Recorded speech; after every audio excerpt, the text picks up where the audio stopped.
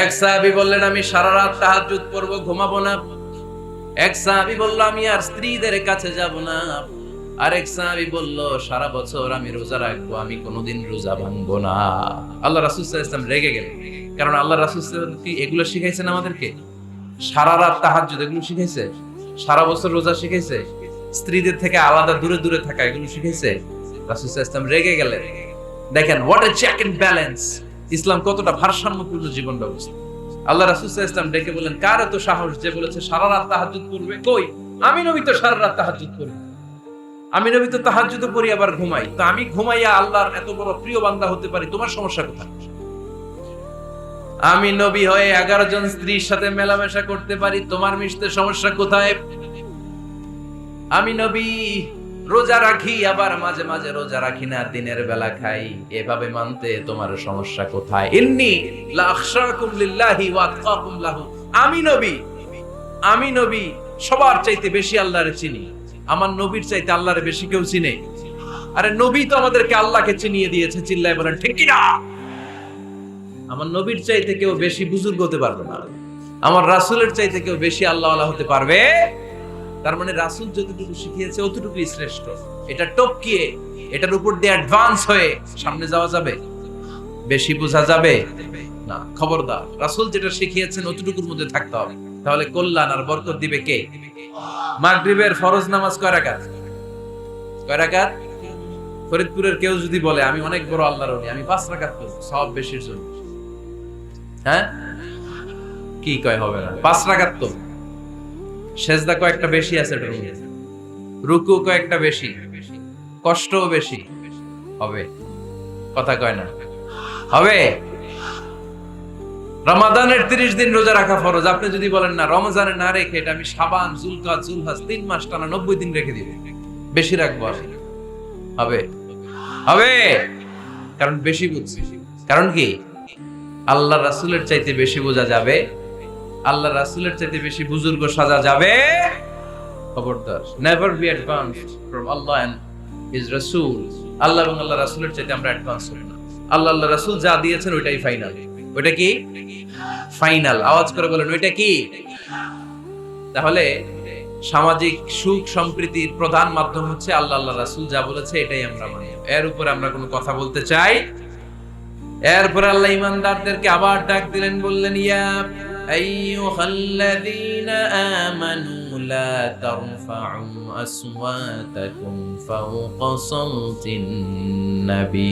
ও বিশ্বাসীরা, খবরদার, আমার নবীর কণ্ঠের চাইতে তোমাদের কণ্ঠ বড় করো না।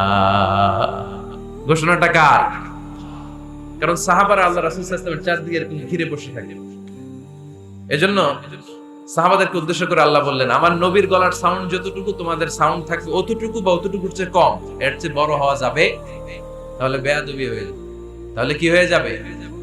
বনু তামিম গোত্রের নেতা কে হবে? আল্লাহর হাবিব সাল্লাল্লাহু আলাইহি ওয়াসাল্লাম পরামর্শ করছিলেন। আবু বকর রাদিয়াল্লাহু তাআলা আনহু বললেন, আমার মনে হয় এই লোকটা হইলে ভালো হয়। ওমরে ফারুক বলে, না, উনি না, আমার মতে এই লোকটা হইলে ভালো। সাইয়েদনা আবু বকর বললেন, আরে না ওমর, তুমি বুঝো নাই, আমি যার কথা বলেছি সে হলে সবচেয়ে ভালো, তার মধ্যে নেতৃত্বের গুণ আছে। সাইয়েদনা ওমর ফারুক বলেন, না, আপনি বুঝেন নাই, আপনার চেয়ে আমি ভালো বুঝছি, আমি যারে বলেছি সেই হবে নেতা।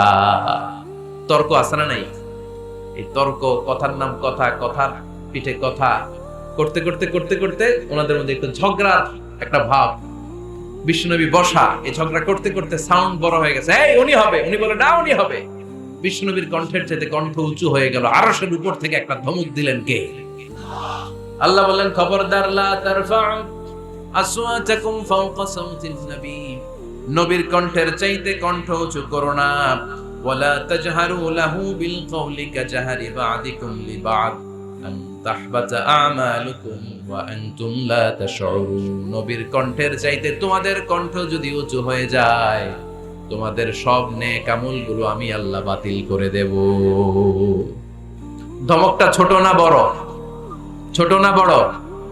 মনোযোগ আছে আপনাদের? যদি নবীর কণ্ঠের চাইতে তোমাদের কণ্ঠ বড় হয়, জীবনে যত ইবাদত করছো সব বাতিল, নামাজগুলো বাতিল, কাজে আসবে না।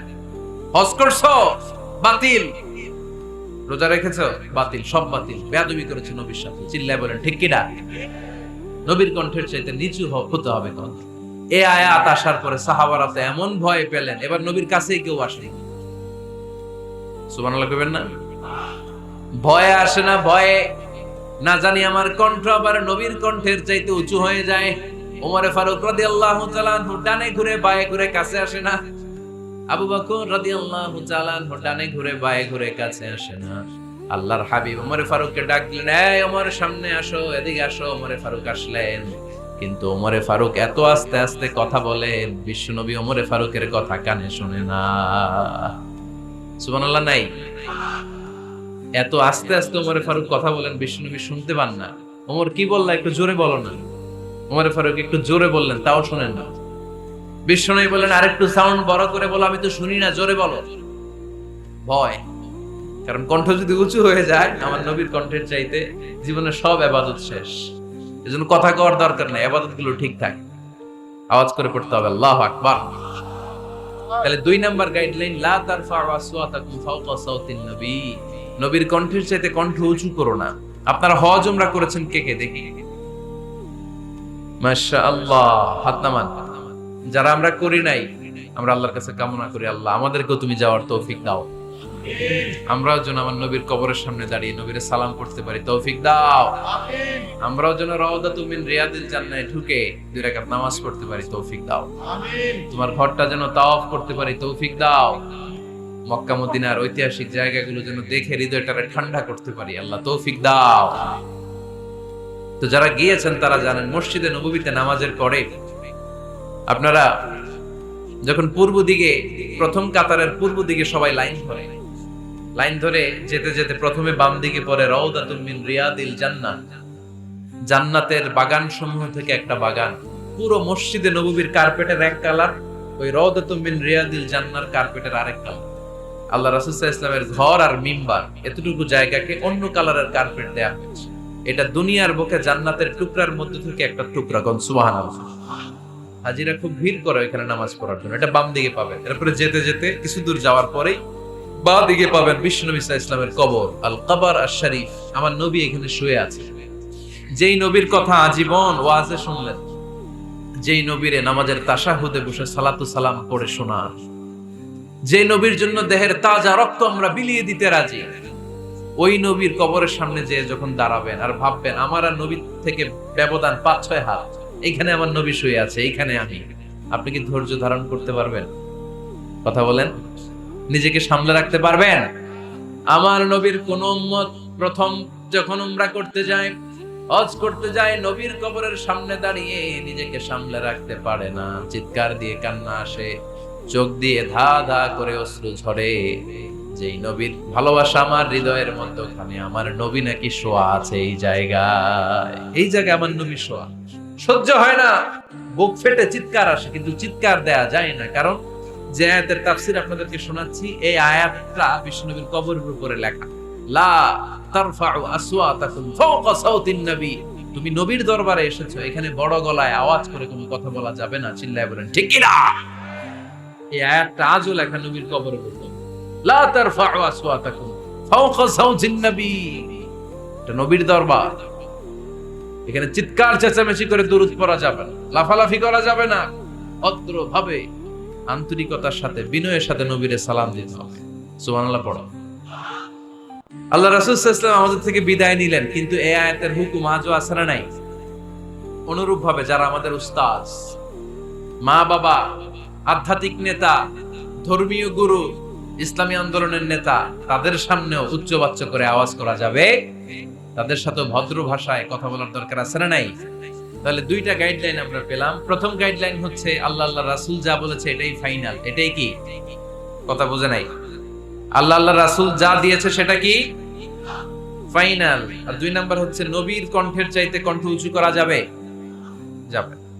3 নম্বরে আল্লাহ মুমিনদেরকে আবার ডাক দিলেন, বললেন ইয়া আইয়ুহাল্লাযীনা আমানু ইন জাআকুম ফাসিকুম বিনাবাইন ফাতাবায়ানু। কেউ যদি তোমাদের কাছে কোনো সংবাদ নিয়ে আসে, সংবাদটা বিশ্বাস করার আগে যাচাই করে নাও। আদেশটা কার?